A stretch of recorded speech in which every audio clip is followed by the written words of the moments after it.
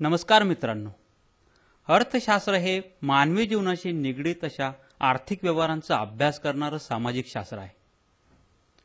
दैनंदिन जीवनात आपलं आर्थिक शास्त्र अत्यंत निगडीत आहे.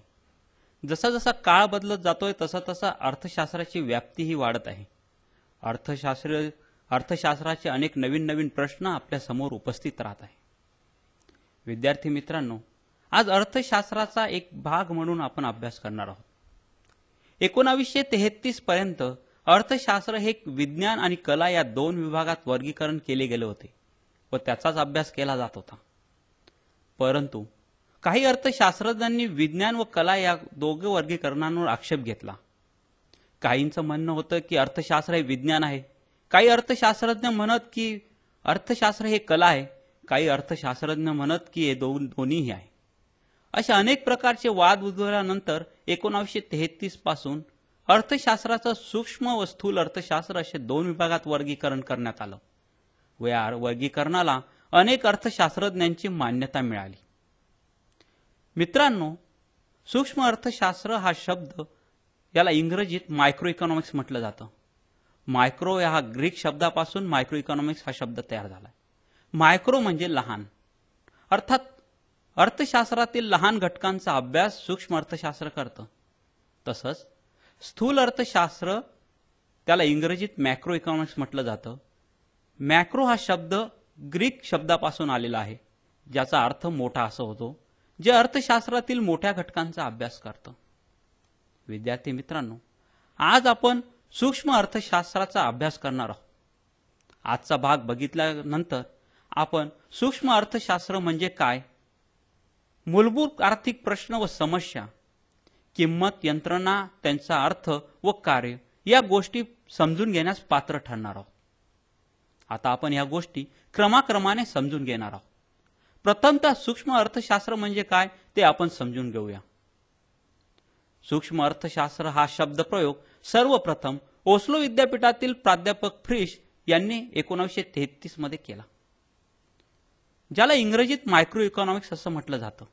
मायक्रो हा शब्द ग्रीक शब्द आहे, ज्याचा अर्थ लहान असा होतो. हे अर्थशास्त्रातील लहान घटकांचा अभ्यास करतं.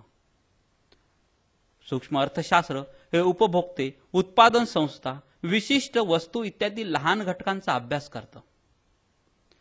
सूक्ष्म अर्थशास्त्राचं ॲडम स्मिथ यांना जनक मानलं जातं. विविध प्रकारच्या सूक्ष्म आर्थिक घटकात समतोल कसा होतो याचं अध्ययन सूक्ष्म अर्थशास्त्र हे अतिशय चांगल्या पद्धतीने करतं. विद्यार्थी मित्रांनो, आता सूक्ष्म अर्थशास्त्राची व्याख्या आपण बघूया. मॉरिस डॉब यांच्या मते सूक्ष्म अर्थशास्त्र अर्थव्यवस्थेचे सूक्ष्मपणे अध्ययन करणारे शास्त्र आहे. तर बोल्डिंग यांच्या मते सूक्ष्म अर्थशास्त्र हे विशिष्ट उत्पादन संस्था, विशिष्ट कुटुंब, विशिष्ट किमती, मजुरी, उत्पन्न, विशिष्ट उद्योग, विशिष्ट वस्तू इत्यादींचं अध्ययन करतं. सूक्ष्म अर्थशास्त्रामध्ये या दोन्ही व्याख्या बघितल्यानंतर आपल्या अशा लक्षात येईल की अर्थव्यवस्थेचे जे सूक्ष्म घटक असतात, ज्यांना उत्पादन संस्था, विशिष्ट कुटुंब पद्धती, विशिष्ट किंमत, मजुरी, उत्पन्न, विशिष्ट उद्योग हे अर्थशास्त्राचे लहान लहान घटक असतात, यांचा अभ्यास सूक्ष्म अर्थशास्त्र करतं. विद्यार्थी मित्रांनो, सूक्ष्म अर्थशास्त्र बघितल्यानंतर आपण आता सूक्ष्म अर्थशास्त्राचे स्वरूप समजून घेऊया. सूक्ष्म अर्थशास्त्राचे स्वरूप व व्याप्ती किती मोठी आहे हे आपण आता समजून घेऊया. यामध्ये पहिले विशिष्ट आर्थिक घटकांचा अभ्यास हा सूक्ष्म अर्थशास्त्रात केला जातो. आता विशिष्ट आर्थिक घटक म्हणजे काय, तर विशिष्ट वस्तूंची मागणी, विशिष्ट वस्तूंचा पुरवठा, विशिष्ट उपभोक्ता व विक्रेता, त्यांची आर्थिक वर्तणूक, कुटुंबे इत्यादी गोष्टी या विशिष्ट आर्थिक घटकामध्ये येतात व यांचा अभ्यास सूक्ष्म अर्थशास्त्र हे करतं. सूक्ष्म अर्थशास्त्र हे आंशिक समतोल करतं. वस्तूची समतोल किंमत कशी ठरते हे सूक्ष्म अर्थशास्त्राच्या अभ्यासानुसार आपल्या लक्षात येतं. विद्यार्थी मित्रांनो, वस्तूची मागणी आणि उपभोग या गोष्टी अत्यंत महत्त्वाच्या असतात. वस्तूची मागणी आणि पुरवठा ह्या गोष्टी या वस्तूवर अवलंबून असतात आणि ती वस्तूची समतोल किंमत ही ठरवत असतात आणि त्यासाठी सूक्ष्म अर्थशास्त्राचा अभ्यास हा महत्त्वाचा ठरतो. तिसरं म्हणजे परस्पर अवलंबनाचा अभाव. आर्थिक घटकावर परिणाम करणारे इतर घटक स्थिर मानले जातात. यामध्ये सूक्ष्म अर्थशास्त्रात जे काही घटक असतात ते स्थिर मानले जातात. जर समजा आपण मागणीचा विचार केला तर इतर घटक हे स्थिर मानले जातात आणि म्हणून परस्पर अवलंबनाचा अभाव या सूक्ष्म अर्थशास्त्रात असतो. चौथे, प्रश्नांचे भिन्न स्वरूप असते. खरेदी शक्तीवर उत्पादन संस्थेचा समतोल कसा होतो, हे अनेक वेगवेगळे प्रश्न अर्थशास्त्रामध्ये तयार होतात. सूक्ष्म अर्थशास्त्रामध्ये या प्रश्नांचं स्वरूप हे अतिशय भिन्न भिन्न असतं. त्याचा अभ्यास सूक्ष्म अर्थशास्त्रामध्ये केला जातो. आता पाचवं, त्याचे गृहीते. कुठलंही शास्त्र हे गृहीतांवर अवलंबून असतं. सूक्ष्म अर्थशास्त्रातील सिद्धांताची सुरुवात इतर परिस्थिती कायम आहे या विधानाने होते. हे गृहीत हे मानलं जातं. सूक्ष्म अर्थशास्त्र याच गृहीतावर अवलंबून आहे. सहावं स्वरूप, उत्पन्नाच्या विभाजनावर भर दिला जातो. सूक्ष्म अर्थशास्त्राचा अभ्यास करताना ज्या ज्या उत्पन्नाचं विभाजन होतं त्याच्यावर अधिक भ्रम दिला जातो. यात भूमी, श्रम, भांडवल व संयोजक यांचं विभाजन कसं होतं यांच्यावर भर दिला जातो.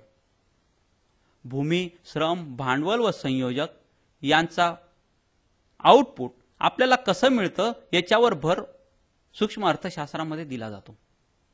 सातवं स्वरूप, उत्पादन साधनांच्या वितरणाला महत्त्व यात सूक्ष्म अर्थशास्त्रात दिलं गेलं आहे. कोणत्या वस्तूचे उत्पादन करावे आणि किती उत्पादन करावे हे प्रश्न सुटण्यासाठी सूक्ष्म अर्थशास्त्राची मदत होते.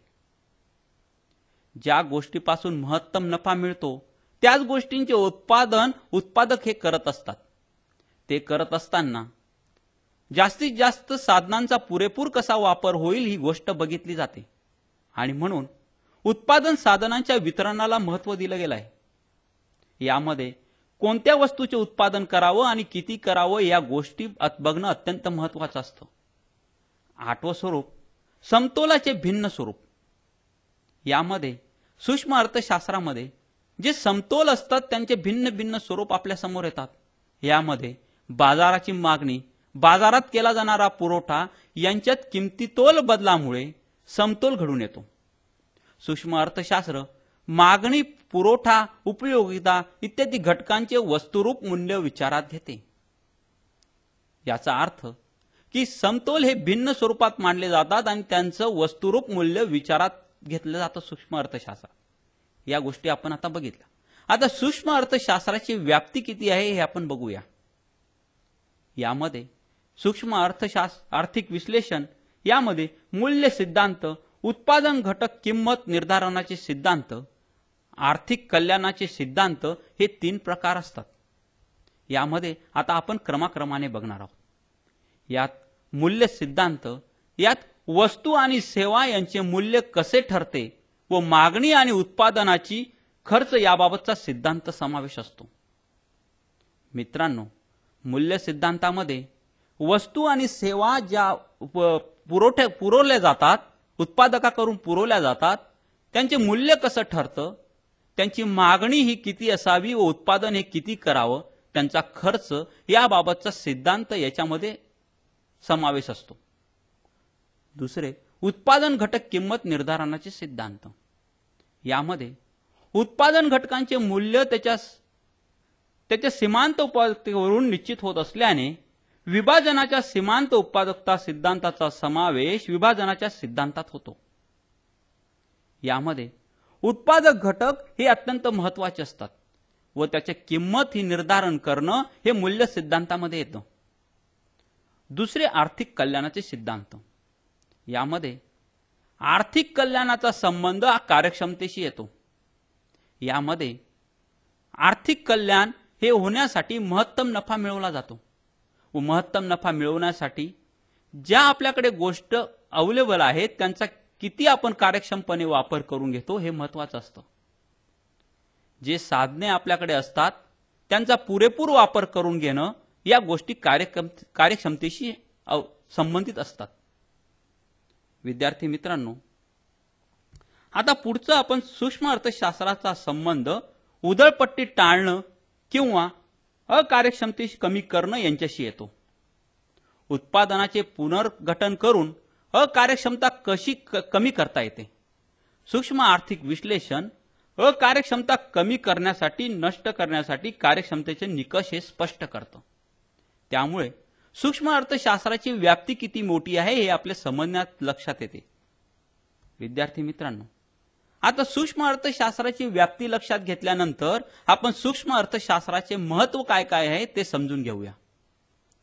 सूक्ष्म अर्थशास्त्राचे महत्व समजून घेताना याच्या अनेक पैलूंकडे आपण बघावे लागते. यामध्ये पहिली गोष्ट म्हणजे स्थूल अर्थशास्त्राच्या अभ्यासासाठी. स्थूल अर्थशास्त्राचा अभ्यास करण्यासाठी सूक्ष्म अर्थशास्त्राचा अभ्यास करणं अत्यंत गरजेचं असतं. अनेक व्यक्तींच्या बचतीची बेरीज म्हणजे एकूण बेरीज असते. परंतु एकूण बचतीत कोणते बदल होतील हे समजण्यासाठी व्यक्तींच्या बचतीचा अभ्यास करावा लागतो. व ही बचतीचा अभ्यास करणं म्हणजे सूक्ष्म अर्थशास्त्राचा अभ्यास असतो. एकूण बचत ही अभ्यासल्यानंतरच आपल्याला एखाद्या व्यक्तीची बचत ही अभ्यास करून घेतल्यानंतरच आपल्याला एकूण बचतीचा अभ्यास करता येतो. दुसरं महत्व म्हणजे कल्याणकारी अर्थशास्त्राच्या अभ्यासासाठी सूक्ष्म अर्थशास्त्राचा उपयोग होतो. कार्यक्षमता वाढवण्यावर भर देण्यात येतो, ज्यामुळे आर्थिक कल्याणात वाढ होते. जसे जशी कार्यक्षमता वाढत जाते तसे तसे महत्तम नफा हा वाढत जातो आणि त्यामुळे आर्थिक कल्याणामध्ये सुद्धा वाढ होते. या कल्याणकारी अर्थशास्त्राचा अभ्यास करण्यासाठी सूक्ष्म अर्थशास्त्राचा अभ्यास करणं हे अत्यंत महत्त्वाचं असतं. तिसरं सूक्ष्मशास्त्राचं महत्व म्हणजे उत्पन्नाच्या विभाजनाच्या अभ्यासासाठी. उत्पन्नाचे विभाजन हे उत्पादनाच्या विविध घटकात कोणत्या तत्वानुसार होतं हे समजण्यासाठी सूक्ष्म अर्थशास्त्राचा अभ्यास हा अत्यंत महत्त्वाचा ठरतो. चौथं महत्व किंमत निश्चिती.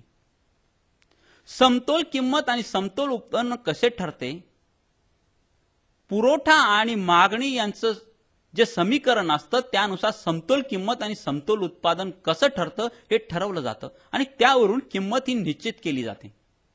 आणि हे ठरवण्यासाठी सूक्ष्म अर्थशास्त्राचा अभ्यास करणं हे अत्यंत महत्त्वाचं असतं.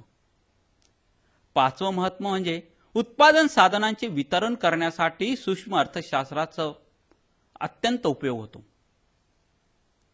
हे वितरण किंमत यंत्रणेमार्फत कार्यक्षमपणे कसे होते याचा अभ्यास सूक्ष्म अर्थशास्त्रामध्ये केला जातो. मित्रांनो, सहावं सूक्ष्म अर्थशास्त्राचं महत्व म्हणजे मर्यादित साधनांच्या कार्यक्षम वापरासाठी सूक्ष्म अर्थशास्त्राचा उपयोग होतो. आपल्याकडे अत्यंत मर्यादित साधने असतात आणि त्यांचा जास्तीत जास्त कार्यक्षमपणे कसा वापर करून महत्तम नफा मिळवता येईल व कल्याणकारी अर्थशास्त्र निर्माण करता येईल या गोष्टीसाठी सूक्ष्म अर्थशास्त्राचं अत्यंत महत्त्वाचं आहे. सातवं महत्व म्हणजे मार्गदर्शक म्हणून. उत्पादनाची साधने उपलब्ध असताना उत्पादन संस्थेचा समतोल कसा होतो हे अभ्यासनासाठी मार्गदर्शक म्हणून सूक्ष्म अर्थशास्त्राचं महत्व आहे. सूक्ष्म अर्थशास्त्र हे अनेक गोष्टींवर मार्गदर्शन करत असते. उत्पादन साधनं आपल्याकडे असल्यामुळे उत्पादन संस्थेमध्ये उत्पादन किती करावं, त्यांचा समतोल कसा असावा, किंमत कशी ठरवावी या गोष्टींमध्ये सूक्ष्म अर्थशास्त्र हे मार्गदर्शन करतं. आठवं महत्व म्हणजे करविषयक धोरण आखण्यासाठी सूक्ष्म अर्थशास्त्र आपल्याला मदत करतं. सरकारला विविध करांचं उत्पादन, विभाजन, रोजगार इत्यादी गोष्टी या ठरवाव्या लागतात. या ठरवताना सूक्ष्म अर्थशास्त्र हे सरकारला मदत करत असतं. कारण या विविध करांचा उत्पादन, विभाजन व रोजगारावर काय काय परिणाम होईल हे सरकार सूक्ष्म अर्थशास्त्राद्वारे अभ्यास करतं व त्यानुसार आपलं करविषयक धोरण ठरवतं. नववं महत्व म्हणजे अर्थव्यवस्थेची कार्यपद्धती समजण्यासाठी. अर्थव्यवस्थेतील लहान लहान घटक कसे कार्य करत आहेत, ते किती कार्यक्षमपणे कार्य करत आहेत, त्यांचा रिझल्ट काय आहे या गोष्टी समजून घेण्यासाठी, यांची कार्यपद्धती समजून घेण्यासाठी सूक्ष्म अर्थशास्त्र अत्यंत महत्त्वाचं आहे. सूक्ष्म अर्थशास्त्राचं 10वं महत्व म्हणजे सूक्ष्म आर्थिक घटकांचा अभ्यास करण्यासाठी. अर्थशास्त्रातील सूक्ष्म आर्थिक घटक म्हणजे एकूण मागणी, एकूण पुरवठा, एकूण उत्पादन, एकूण रोजगार इत्यादी गोष्टींचा अभ्यास करण्यासाठी सूक्ष्म अर्थशास्त्र अत्यंत महत्त्वाचं असतं. सूक्ष्म अर्थशास्त्राद्वारे या गोष्टींचा अभ्यास करून आपण आपले धोरण व मतही मांडू शकतो. मित्रांनो, सूक्ष्म अर्थशास्त्राचं महत्व बघितल्यानंतर त्यासोबतच काही मर्यादा सुद्धा सूक्ष्म अर्थशास्त्राला आहेत. म्हणून सूक्ष्म अर्थशास्त्राचा अभ्यास काही कारणांमुळे मागे पडलाय. या आता मर्यादा कुठल्या कुठल्या आहेत त्या आपण बघूया. या मर्यादांमध्ये पहिली मर्यादा म्हणजे स्थूल आर्थिक घटक हे दुर्लक्षित केले गेले आहेत. सूक्ष्म अर्थशास्त्राचा अभ्यास करताना फक्त लहान घटकांचाच अभ्यास केला गेला. त्यात मोठ्या गोष्टी म्हणजे एकूण मागणी, एकूण रोजगार इत्यादी गोष्टींचा अभ्यास केला गेला नाही. म्हणजेच स्थूल आर्थिक घटक हे दुर्लक्षित केले गेले. ही सगळ्यात मोठी मर्यादा सूक्ष्म अर्थशास्त्राची आहे. दुसरी मर्यादा म्हणजे अवास्तव गृहीते. सूक्ष्म अर्थशास्त्राचा अभ्यास करताना सिद्धांताची व्याख्या इतर परिस्थिती कायम असताना या वाक्याने होते. हे गृहीत सत्य मानलं जातं. हे गृहीत सत्य मानल्यामुळे बऱ्याच गोष्टी या खऱ्या दिसत नाहीत या अथवा खऱ्या ठरत नाहीत. म्हणून सूक्ष्म अर्थशास्त्राची ही एक मर्यादा आहे की यामध्ये हे गृहीत मानलं जातं. तिसरी मर्यादा म्हणजे विरोधाभास. सूक्ष्म अर्थशास्त्रात जे बरोबर किंवा योग्य असतं ते स्थूल अर्थशास्त्रात अयोग्य किंवा चुकीचं ठरतं. आता आपण त्याबद्दल एक उदाहरण बघूया. बचत करणं हे एखाद्या व्यक्तिगत मनुष्यासाठी ही चांगली गोष्ट असते. बचत केल्यामुळे त्या व्यक्तीचं भांडवल किंवा त्याचा पैसा वाढतो. परंतु तीच गोष्ट देशासाठी हानिकारक असते, कारण बचत केल्यामुळे देशाचं एकूण आर्थिक गणित हे बदलतं. म्हणून जी गोष्ट सूक्ष्म अर्थशास्त्रासाठी योग्य आहे तीच गोष्ट स्थूल अर्थशास्त्रासाठी अयोग्य ठरते. हा सगळ्यात मोठा विरोधाभास आहे आणि तीच सूक्ष्म अर्थशास्त्राची मोठी मर्यादा सुद्धा आहे. मित्रांनो, आता चौथी मर्यादा म्हणजे सूक्ष्म अर्थव्यवस्थेचे चित्र उभे राहत नाही. सूक्ष्म अर्थशास्त्रात विशिष्ट आर्थिक घटकांचा स्वतंत्रपणे अभ्यास केला जातो. यामध्ये सगळे अर्थशास्त्रीय छोट्या घटकांचा यात समावेश असतो. त्यामुळं डोळ्यांसमोर संपूर्ण अर्थव्यवस्थेचे चित्र उभं राहत नाही. या लहान लहान घटकांचा अभ्यास केल्यामुळे पूर्ण चित्र अर्थव्यवस्थेचं कसं असेल हे आपण समजून घेऊ शकत नाही. यासाठी आपण एक उदाहरण बघूया. मित्रांनो, तुम्हाला एक गोष्ट माहितच असेल, 4 आंधळे आणि हत्तींची कथा.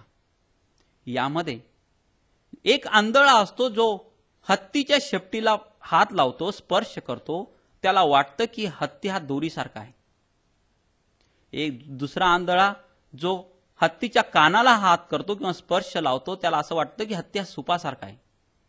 तिसरा आंधळा हत्तीच्या सोंडेला हात लावतो म्हणून त्याला वाटतं की हत्ती हा खांबासारखा आहे. आणि चौथा आंधळा हत्तीच्या पायाला स्पर्श करतो म्हणून त्याला वाटतं की हत्ती हा मुसळासारखा आहे. अर्थात हत्ती एकच असतो, पण हे चारही स्वरूप भिन्न प्रकारचे मानले जातात.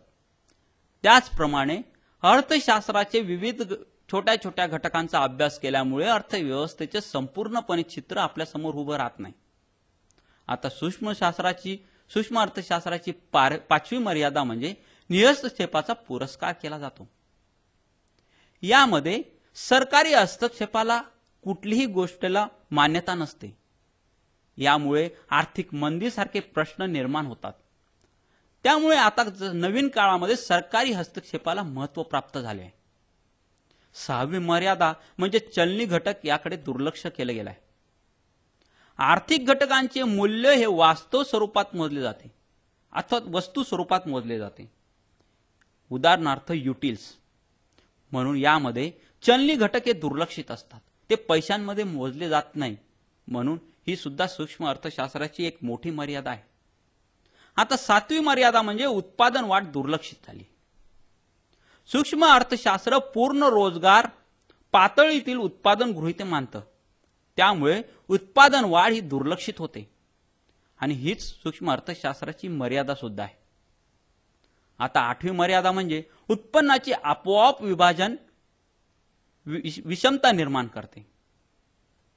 उत्पन्नाचे जे आपोआप विभाजन केले जाते त्यामुळे विषमता निर्माण होते.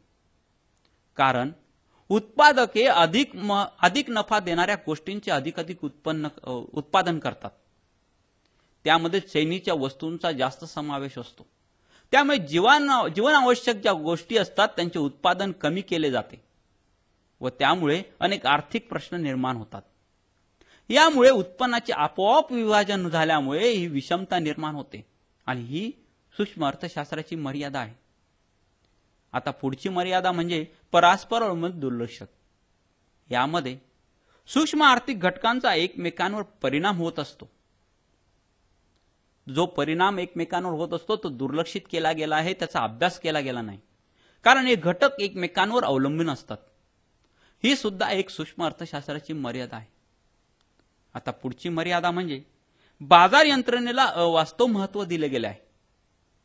सूक्ष्म आर्थिक विश्लेषणात उत्पादन व विभाजन यांच्याशी संबंधित प्रश्न सोडवण्यासाठी बाजार यंत्रणा मार्गदर्शक मानली जाते.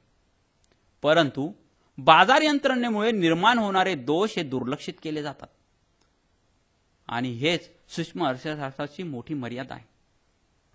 मित्रांनो, आता सूक्ष्म आर्थिक अर्थशास्त्राच्या मर्यादा बघितल्यानंतर सूक्ष्म आर्थिक विश्लेषणाचा विरोधाभास आपण बघूया.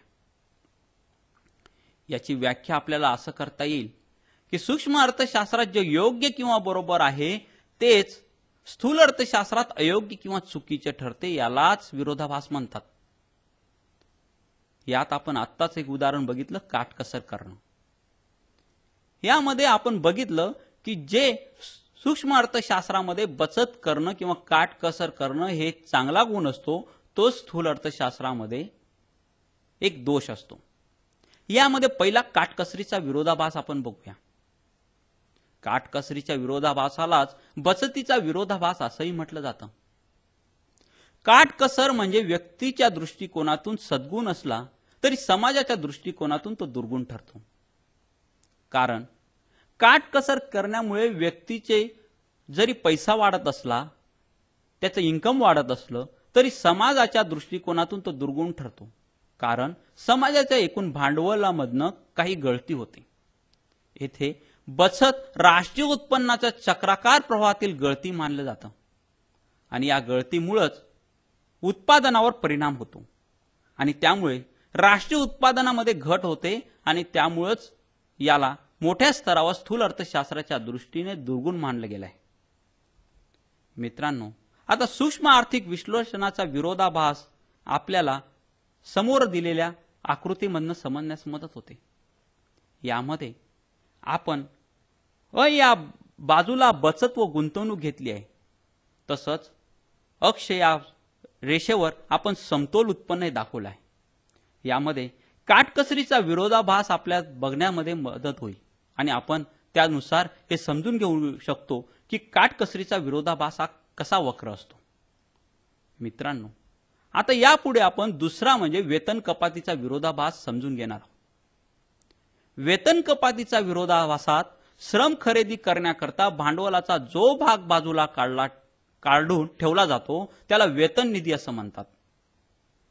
वेतन निधी स्थिर असल्यामुळे वेतनात कपात करून पूर्वीपेक्षा अधिक श्रमिक कामावर घेता येतात असं म्हटलं जातं. कारण वेतन निधी हा बाजूला काढल्यामुळे तो उत्पादकावर अवलंबून असतो की तो कसा वापरावा. त्यासाठी आपण एक उदाहरण घेऊया. समजा वेतन निधी हा 10,000 रुपये बाजूला ठेवला गेला आणि मजूर हे 100 रुपये रोजीप्रमाणे 100 मजूर आपण कामावर ठेवले तर 100 मजूर हे काम करू शकतात. तेच वेतन निधी तेवढीच राहिली आणि मजुरी 100 रुपयापेक्षा आपण कमी करून 50 रुपये केली तर मजूर हे आपण 200 मजूर हे कामावर ठेवू शकतो. म्हणजे वेतन निधी तेवढीच ठेवली, मजुरी कमी केली तर मजूर हे वाढतात. याचा अर्थ वेतन कपातीचे धोरण एखाद्या उद्योगाच्या बाबतीत योग्य असलं तरी संपूर्ण अर्थव्यवस्थेला हे धोरण लागू करणं योग्य ठरत नाही. कारण एखाद्या उद्योगासाठी आपण मजूर वाढवून घेतले, मजुरी कमी केल्यामुळे मजूर हे वाढले, त्यामुळे काम पटकन होतं, पण तेच संपूर्ण अर्थव्यवस्थेला हे धोरण योग्य ठरत नाही. कारण मजुरी कमी झाल्यामुळे त्या मजुराची वस्तू विकत घेण्याची ही पॉवर कमी झाली. त्यामुळे आपोआपच राष्ट्रीय उत्पन्नावर फरक होतो. मित्रांनो, आता पुढील समोर आपल्याला आलेल्या आकृतीवरून आपण हे समजून घेऊया. यामध्ये या बाजूला आपण वेतन घेतले आहे, तसेच अक्ष या बाजूला आपण श्रमसंख्या घेतली आहे. विद्यार्थी मित्रांनो, एवढं वेतन असताना श्रमसंख्या ही एवढी असते. यामध्ये म व म वन ही श्रमाची मागणी दाखवली गेली आहे. त्यानुसार जेव्हा आपण एक एवढं वेतन करतो म्हणजे वेतन कमी करतो, तेव्हा न एवढं आपली श्रमसंख्या वाढते.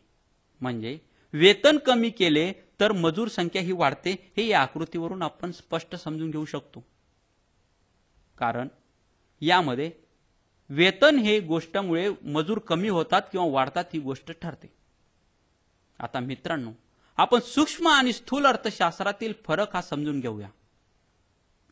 यामध्ये जेव्हा आपण सूक्ष्म आणि स्थूल अर्थशास्त्राचा अभ्यास करतो तेव्हा जंगलातील एक झाड आणि अनेक झाडे यांचा अभ्यास ही उपमा दिली जाते. सूक्ष्म अर्थशास्त्र म्हणजे जंगलातील एका झाडाचा अभ्यास करणं होय आणि स्थूल अर्थशास्त्र म्हणजे त्या जंगलातील अनेक झाडांचा अभ्यास करणं हे होय. यामध्ये आपण आता फरक समजून घेऊया. यातील पहिला फरक म्हणजे सूक्ष्म अर्थशास्त्र हे व्यक्तिगत असतं. हे व्यक्तिगत गोष्टींचा अभ्यास करतं.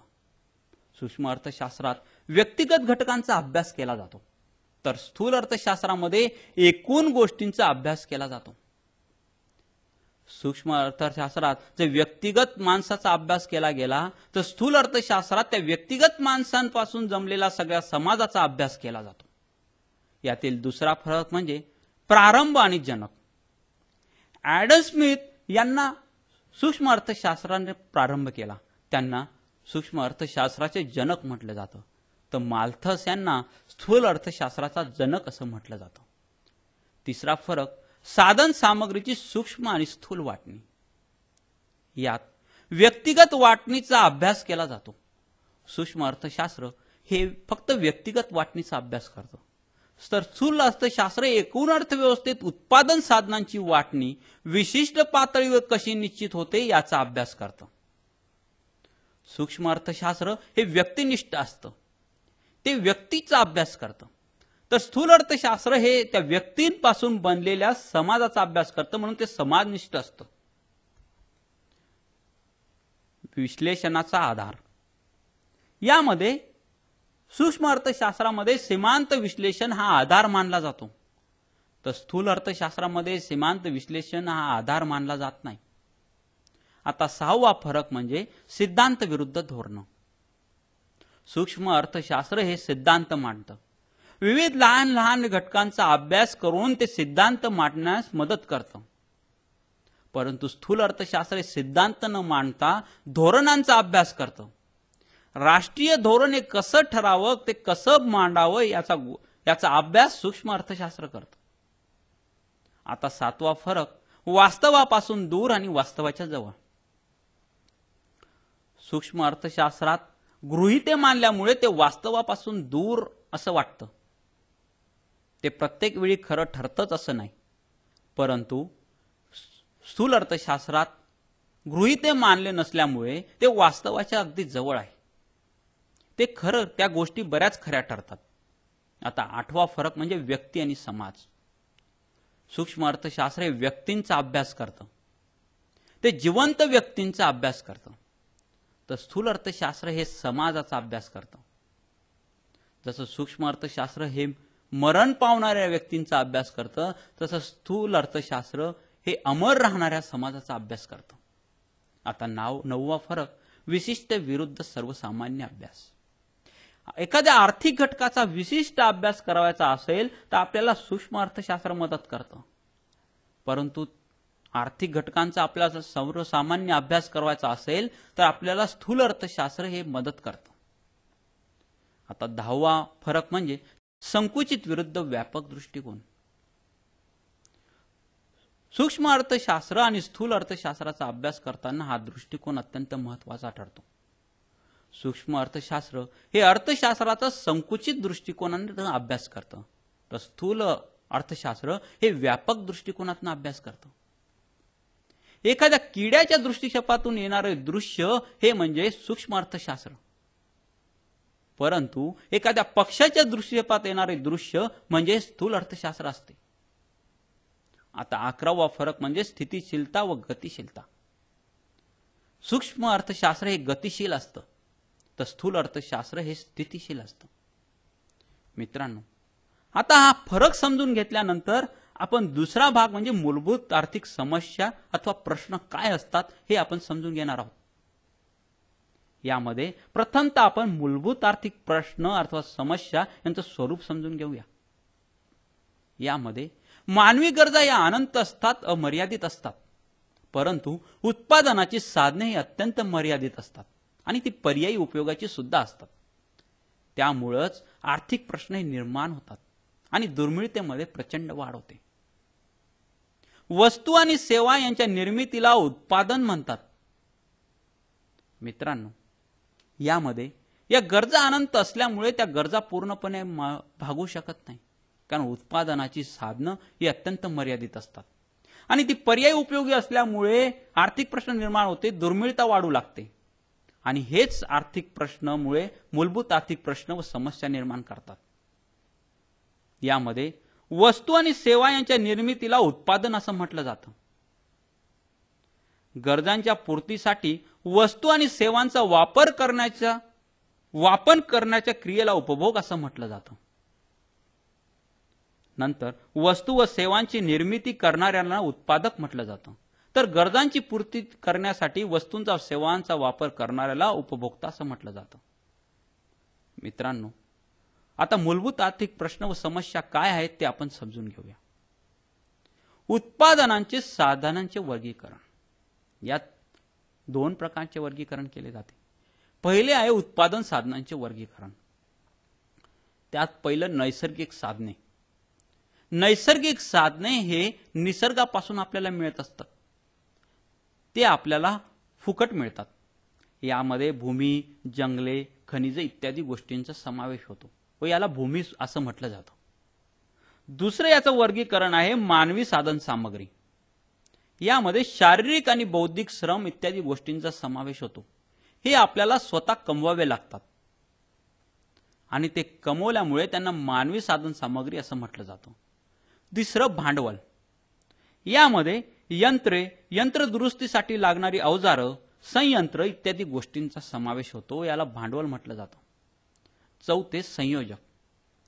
जी व्यक्ती उत्पादन घटकांचे एकत्रीकरण करून नवीन वस्तूंचे किंवा नवीन तंत्राने जुन्या वस्तूचे उत्पादन करण्याचा धोका पत्करते आणि उत्पादनाला दिशा देते, त्या व्यक्तीला संयोजक असं म्हटलं जातं. हे उत्पादन साधनांचं 4थं वर्गीकरण आहे. मित्रांनो, आता मूलभूत प्रश्नांची विभागणी कशी कशी होते ते आपण बघूया. यामध्ये पहिली निवडीचा प्रश्न. यामध्ये प्रत्येक व्यक्तीला निवडीचा हा अधिकार असतो. त्याच्या उत्पन्नानुसार आपली असते. जर आपल्या गरजा या अनंत असतात, अमर्यादित असतात, परंतु आपल्या उत्पन्नानुसार प्रत्येक व्यक्ती ही गरजांची निवड करावी लागते. त्यानुसार प्रथमतः जीवनावश्यक गरजा ही निवडत असते, त्यानंतर लागणाऱ्या गरजा आणि नंतर सगळ्यात शेवटी चैनीच्या गरजा हा मनुष्य निवड करत असतो. आणि हा निवडीचा प्रश्न ही मूलभूत प्रश्न म्हणून गणला जातो. यामध्ये एखाद्या वस्तूच्या उत्पादनासाठी उत्पादनाची साधने किती प्रमाणात वापरली जाते, तर दुसऱ्या वस्तूला उत्पादनासाठी वापरल्या जाणाऱ्या साधनात ही घट करावी लागते.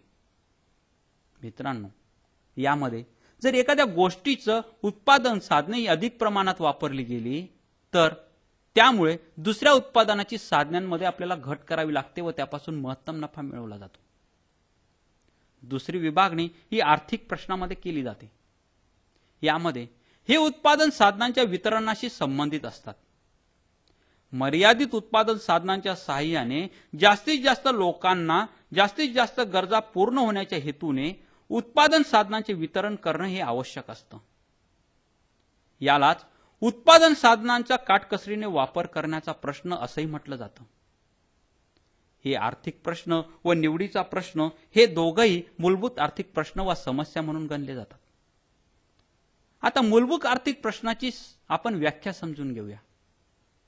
जे आर्थिक प्रश्न प्रत्येक अर्थव्यवस्थेत, मग ती भांडवलशाही असो की समाजवादी अर्थव्यवस्था असो की संमिश्र अर्थव्यवस्था असो, यामध्ये निर्माण होतात आणि या अर्थव्यवस्थांना ते प्रश्न सोडवण्यासाठी उपाययोजना करावी लागते. त्या आर्थिक प्रश्नांना मूलभूत आर्थिक प्रश्न असं म्हटलं जातं. हे सगळे आर्थिक प्रश्न, मूलभूत प्रश्न हे फक्त दुर्मिळतेमुळे निर्माण होतात. अलीकडे अमेरिकेसारख्या सुद्धा प्रगत देशात दुर्मिळता हा मूलभूत प्रश्न नसून संपन्नता हीच मूलभूत समस्या मानली जाते. या अमेरिकेसारख्या देशामध्ये त्यांनी आर्थिक सुबत्ता आणली आहे. सगळे मनुष्य हे संपन्न आहेत, आर्थिकदृष्ट्या संपन्न आहेत. त्यामुळे या देशामध्ये मूलभूत प्रश्न हा संपन्नता हाच मानला जातो. त्यामुळे या देशात बौद्धिक तणाव, वातावरणीय प्रदूषण, विश्रांतीचा पर्याप्त उपयोग कसा करावा इत्यादी अनेक समस्या निर्माण झाल्या आहेत. पण असे देश हे अत्यंत बोटावर मोजण्या इतकेच आहेत. खरे मूलभूत आर्थिक प्रश्न हे दारिद्र्यामुळेच निर्माण होतात. मित्रांनो, आता मूलभूत आर्थिक प्रश्न कुठले कुठले आहेत ते आपण बघूया. यामध्ये पहिला प्रश्न, उत्पादनाची सर्व उपलब्ध साधने पूर्णपणे वापरली जात आहेत का, हा सगळ्यात मोठा मूलभूत आर्थिक प्रश्न आहे. यामध्ये उत्पादनाची साधने दुर्मिळ असल्यामुळे हा प्रश्न निर्माण होतो. ती दुर्मिळ असल्यामुळे ते जास्तीत जास्त त्याचा कार्यक्षमपणे उपयोग होतो का, वापरली जातात का, हे बघणं अत्यंत महत्त्वाचं असतं. दुसरा मूलभूत आर्थिक प्रश्न म्हणजे कोणत्या वस्तूंची आणि किती उत्पादन केले जाते हे बघणं होय. उत्पादनाची साधने दुर्मिळ असल्याने प्रथम कोणत्या वस्तू उत्पादित करायच्या याची निवड करावी लागते. कारण उत्पादक हा ज्या गोष्टी अधिक नफा देतात त्याच गोष्टींचे उत्पादन हे करत असतो. त्यामुळे हा प्रश्न निर्माण होतो. तिसरे म्हणजे वस्तूंचे उत्पादन कसे केले जाते. यामध्ये श्रमप्रधान तंत्र आणि भांडवल प्रधान तंत्र हे दोन तंत्र वापरले जातात. ज्या देशामध्ये भांडवल कमी असते त्या देशामध्ये श्रमप्रधान तंत्र वापरले जातं, तर ज्या देशात भांडवल जास्त असतं ते भांडवल तंत्र वापरले जातं. हे दोघं एकमेकांना पूरक असतात. याच्यासाठी उदाहरण घेऊया की कापड हे बनवणं आता हातमागावर बनवायचं की स्वयंचलित यंत्रावर बनवायचं, हे दोन प्रश्न समोर उभे राहतात. जर भांडवल कमी असेल तर ते कापड हे यंत्र मागावर बनवलं जाईल, पण भांडवल जास्त असेल ते स्वयंचलित यंत्रावर बनवलं जाईल. आता पुढचा प्रश्न म्हणजे उत्पन्नाचे विभाजन कसे केले जाते. राष्ट्रीय उत्पादनाची विभागणी पैशातील उत्पन्नाच्या विभागणीवर अवलंबून असते. यात कार्यात्मक विभाजनामध्ये खंड, वेतन, व्याज व नफा इत्यादी गोष्टींचा समावेश होतो.